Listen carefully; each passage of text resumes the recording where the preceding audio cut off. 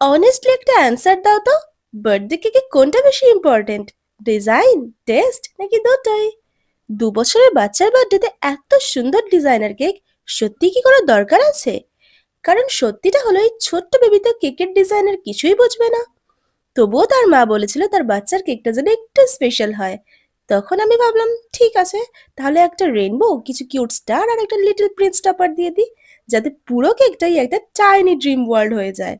কেকটা বানাতে বানাতে হঠাৎই মনে হলো এই কেকটা বাচ্চার জন্য নেওয়া হচ্ছে ঠিকই, বাট এর পেছনে সবচেয়ে বেশি থাকে কিন্তু প্যারেন্টসদের হ্যাপিনেস।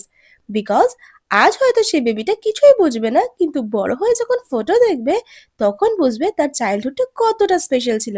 সো বার্থডে কেকে কোনটা বেশি ইম্পর্টেন্ট, ডিজাইন, টেস্ট নাকি দুটোই? তোমার অনেস্ট অ্যান্সারটা কমেন্টে বলো। আর যদি কেকটা কিউট লাগে একটা হার্ট ইমোজি দিয়ে যাও। ভিডিওটা ভালো লাগলে লাইক, কমেন্ট, শেয়ার আর সাবস্ক্রাইব করে পাশে থেকো। দেখা হচ্ছে নেক্সট ভিডিওতে। বাই।